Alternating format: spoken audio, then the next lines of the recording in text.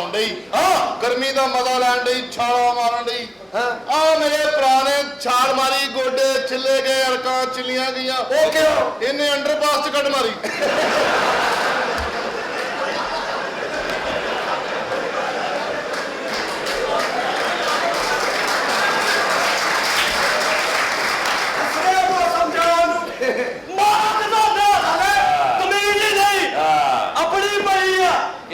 इसकी एक सिस्टर है उसकी दोनों टांगे ही नहीं है नचनो फिर नहीं मुड़ती वो वेरे च लगी हुई है दे दे गेड़ा दे दे गेड़ा दे दे गेड़ा। इसकी जो वादा है वो सोए हुए अमिताभ बच्चन बन जाती है। कैसे? वो सोए हुए कह रही होती है कौन है मेरे पीछे है?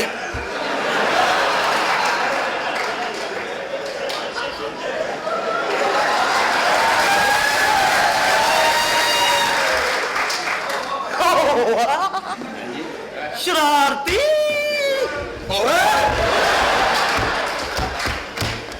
अपनी अम्मी ने कहना मामा ये काका कैसे आता है? कहती अम्मी कहती बेटा एक खूबसूरत परी आती है रात को काका छोड़ के चले जाती है। अगो कहना थी अम्मी वो सुहाग रात वाला सिस्टम हो गया है। मैं ते अम्मी पूछा मैं चाचा तेरे को साइकिल है वो इनू वेख के कहना टैरा वाली चाहिए है कि पैरा वाली? तू है बदतमीज है ए भाई चंगा सारे ਉਹ ਨਹੀਂ ਚੰਗਾ सब तो है चंगा भाई बाथरूम च बैठा है तो पान खा रहा मैं कहता तेन बोल नहीं आती कहना मिठा खा रहा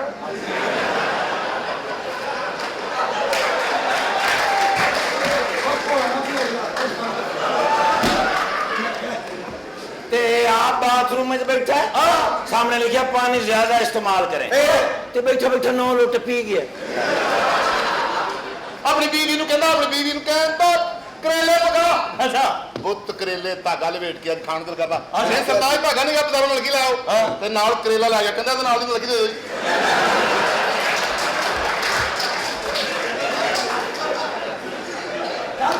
सब तो चंगा ए भाई ए भाई अच्छा सड़क ते कसाई बकरा हलाल करके ਉਹਦਾ ਗੋਸ਼ਤ ਬਣਾ ਰਿਹਾ ਐ ਟੁਰੇ ਜਾਂਦਾ ਉਹਦੇ ਬੱਕਰੇ ਦੀ ਖਾਲ ਮੋਢੇ ਤੇ ਰੱਖ ਕੇ ਤੁਰ ਪਿਆ। ਕਸਾਈ ਕਹਿੰਦਾ ਹੈਲੋ ਓ ਭਾਈ ਇਹੋ ਕਹਿੰਦਾ ਤੈਨੂੰ ਕਿਹਾ ਨਾ ਨਹੀਂ ਵੇਚਣੀ ਸ਼ਰਮ ਆ ਗਈ ਤੁਹਾਨੂੰ ਪਹਿਲੇ ਤਾਂ ਲੋਕ ਤੇ ਦੇਖੋ ਕਿਹੋ ਜਿਹੇ ਲੋਕ ਸ਼ਰੀਫ ਬੱਕੀ ਦੇ ਸਾਹਮਣੇ ਕਿਹੜੀਆਂ ਗੱਲਾਂ ਕਰ ਰਹੇ ਹੋ ਐਡੇ ਨੇਕ ਲੋਕ अच्छा जी ਇਹਨਾਂ ਸੱਤਾ ਭਰਾਵਾਂ ਸਲਾਹ ਕੀਤੀ ਵੀ ਪੈਦਲ ਅੱਜ ਕਰੀਏ ਸਾਈ ਵਾਲਾ ਨਾਲ ਕ੍ਰਾਸ ਕੀਤਾ ਤੇ ਵੱਡਾ ਭਰਾ ਕਹਿੰਦਾ ਉਹ ਵੇਖੋ ਕਿਤੇ ਅੱਗੇ ਤੇ ਨਹੀਂ ਲੰਘਦਾ